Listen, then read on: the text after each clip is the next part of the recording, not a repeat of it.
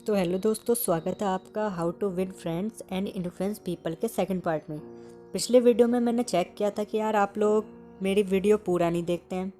भाई इतनी कंजूसी ठीक नहीं होती यार। और अब तो भाई अगर आपका डेटा इतना नहीं है, कम है आपका डेटा, तो वैसे भी मेरे इसमें वीडियो तो होती नहीं है, तो आप 144 पे करके चेक कर सकते हो। या फिर अगर आपको मेरी वॉइस स्लो सुनाई दे रही होगी तो आप 2x पे या 1.5x पे करके भी देख सकते हो। यूट्यूब ने इतने अच्छे फीचर दिए हैं यार, तो भाई लोग प्लीज़ पूरी वीडियो देख लिया करो यार। आपका तो बस आपकी ये थोड़ी सी हेल्प मेरे चैनल को ग्रो करने में काफ़ी बड़ी मदद कर देगी यार। ये बात तो आप भी मानोगे कि कोई भी इंसान उस व्यक्ति का काम पहले करता है या उस व्यक्ति की बात मानता है जिसे वो पसंद करता हो। तो फिर चलिए आप भी सुन लीजिए उन टेक्निक्स के बारे में जिसकी मदद से लोग आपको पसंद करने लगेंगे। तो सेकंड पार्ट का प्रिंसिपल 1 ये कहता है कि become genuinely interested in other people, यानी सही मायनों में लोगों में अपनी दिलचस्पी दिखाना। अगर आप चाहते हैं कि लोग आपको पसंद करें और अगर आप सच्ची दोस्ती कायम करना चाहते हैं तो इस प्रिंसिपल को हमेशा ध्यान में रखिएगा। अगर हम किसी का सच्चा दोस्त बनना चाहते हैं तो हमें पूरी लगन से उनके लिए अपने वक्त का साथ और अपने मन का साथ भी इन्वेस्ट करना पड़ेगा। मतलब कि आसान लैंग्वेज में कि आपको एफर्ट्स तो डालने पड़ेंगे। आपको मतलब की दोस्ती नहीं रखनी है। अगर किसी को दोस्त मानो तो अपनी तरफ से सच्चे दिल से कोशिश करो। फिर चाहे अगर सामने वाला आप मतलब अगर आप कोशिश कर रहे हो और सामने वाला फिर भी आप में दिलचस्पी नहीं दिखा रहा है, तो फिर भाई वो तो सेल्फ रेस्पेक्ट पे बात आ जाती है। तो आप वहीं दोस्ती ख़त्म कर दीजिए, क्योंकि भाई एक तरफा प्यार और एक तरफा दोस्ती नहीं चलती यार। उसमें फिर सेल्फ रेस्पेक्ट को ठेस पहुंचती है। यार चलिए आगे बताते हैं, जिसका एक बहुत ही सही उदाहरण है कि जब हम किसी के साथ दोस्ती की शुरुआत करते हैं और अगर इसी शुरुआती समय में उसी की मातृभाषा में बात करें तो उस व्यक्ति को ये बहुत पसंद आएगा। क्योंकि आप खुद सोचिए, कोई बंदा इंग्लिश टू इंग्लिश बात कर रहा है लेकिन आप हिंदी में बात करते हो, तो अगर कोई बंदा आपसे इंग्लिश में बात करे तो आप उसको इतना पसंद नहीं करोगे, लेकिन अगर कोई बंदा हिंदी में बात करे तो आप उसका रिप्लाई भी कर पाओगे, जिससे कि आप दोनों की कम्युनिकेशन अच्छी हो जाएगी। फिर उस बंदे को आप में इंटरेस्ट आएगा। फॉर एग्ज़ाम्पल, किसी भी बिजनेस इंटरव्यू का राज क्या हो सकता है, मतलब सक्सेसफुल बिजनेस इंटरव्यू का, तो जो हमारे well former Harvard president Charles W Eliot के अनुसार सक्सेसफुल बिजनेस इंटरव्यू के पीछे कोई बड़ा राज नहीं है।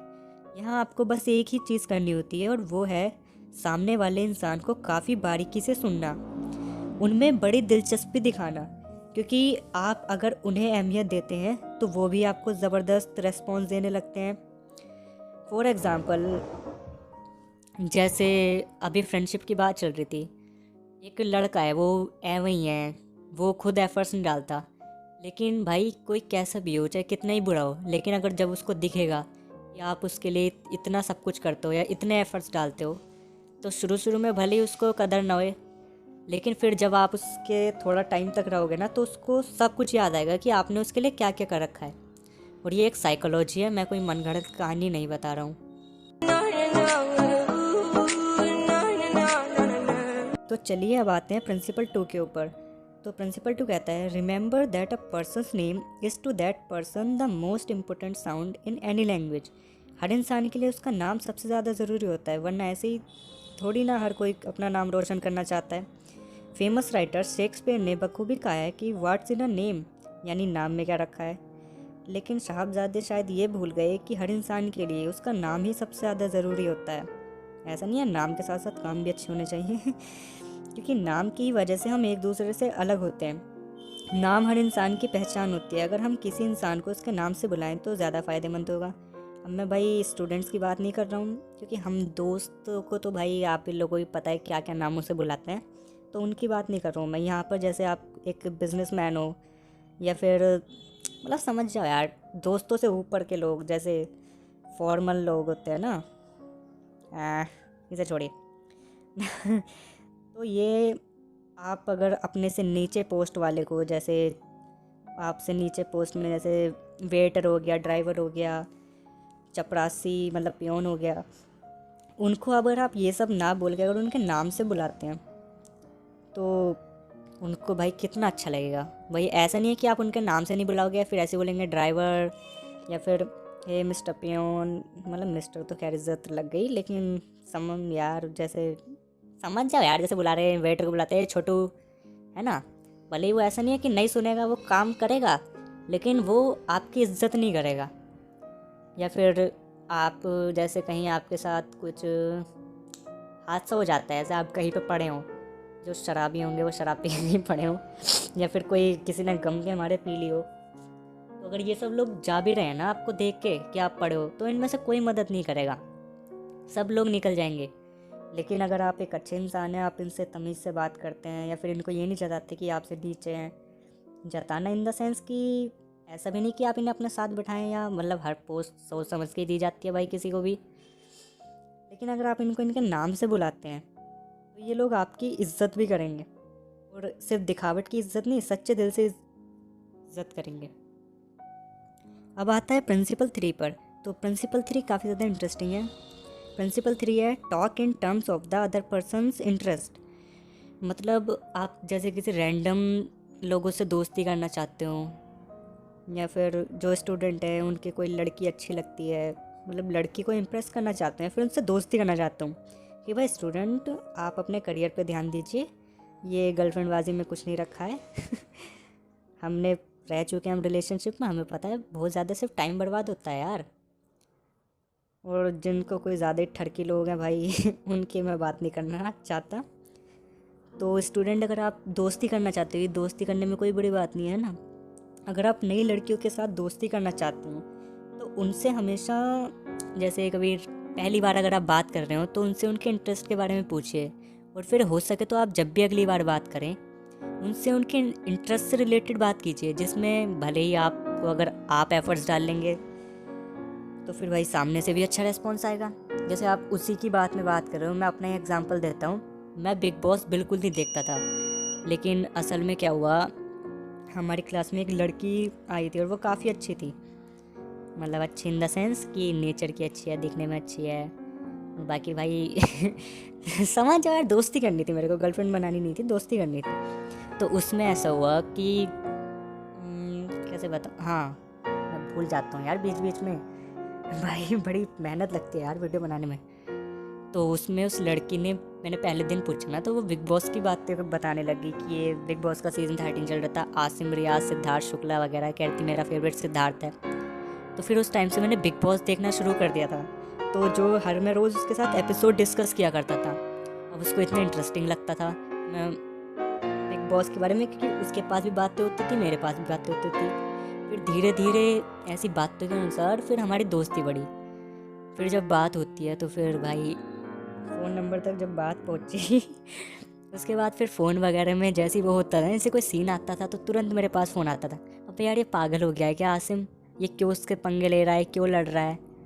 तो दोनों तरफ से इंटरेस्ट, अब भाई मेरे को इंटरेस्ट था उस लड़की में, लड़की को इंटरेस्ट था बिग बॉस में, तो हमारा इंटरेस्ट मैंने अपना म्यूचुअली कर लिया, मैंने भी अपना बिग बॉस को इंटरेस्ट बना लिया। तो इसका सिंपल वो रीज़न यही था कि आप अगर किसी अनजान लोगों से दोस्ती करना चाहते हो तो हो सके तो उनके इंटरेस्ट से रिलेटेड बात कीजिए आप उनसे, तभी वो आपको ज़्यादा सीरियसली लेंगे और अपना इंटरेस्ट दिखाएंगे आपसे बात करने में। फिर एक बार जब वो आपके अच्छे दोस्त बन जाएं, फिर आप उनके साथ जैसे मर्ज़ी वैसे बात कर सकते हैं। ये तो था मेरा एक्सपीरियंस। अब मैं आपको बताता हूँ कि जो इस,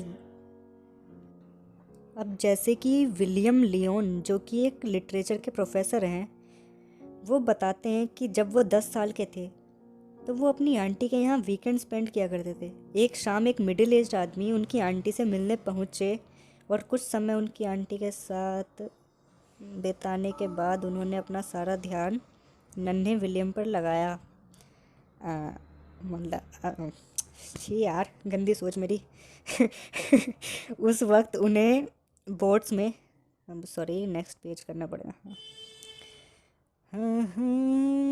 उस वक्त उन्हें बोट्स में काफ़ी दिलचस्पी थी, इसलिए वो विज़िटर भी उनके बोट्स के बारे में ही बात करने लगे।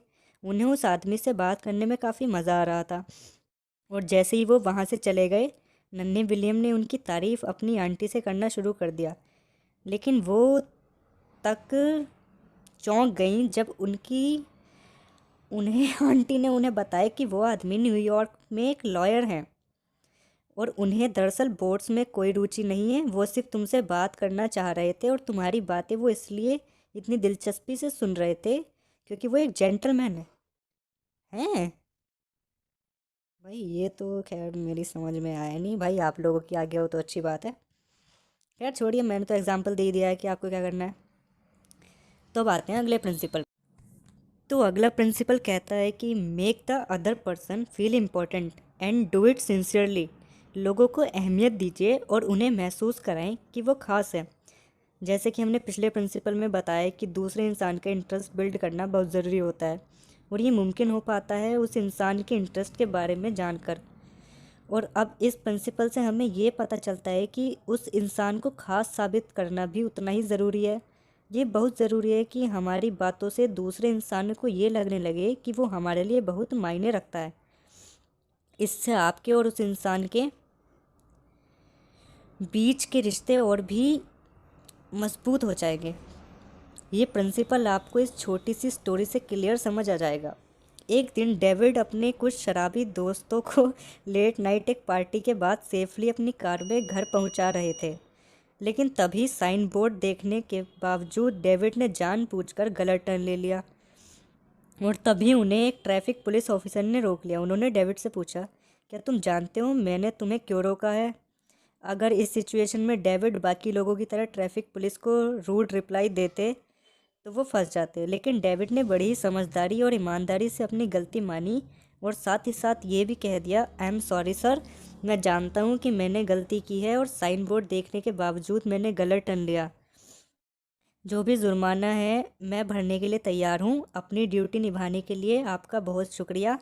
देश को अब जैसे पुलिस ऑफिसर्स की ही ज़रूरत है। अब ये सुनते ही मानो पुलिस ऑफिसर के कानों में डेविड ने शहद घोल दिया हो। चालाक था डेविड। उन्होंने न सिर्फ डेविड को माफ़ किया बल्कि उनका लाइसेंस लौटाकर अपने शराबी दोस्तों को सेफली घर पहुंचाने की जिम्मेदारी पर शाबाशी भी दी। मीठी छुरी का काम कर गया डेविड। और अब ये कहाँ था यार मैं। और वहाँ से बिना जुर्माने के उन्हें जाने दिया।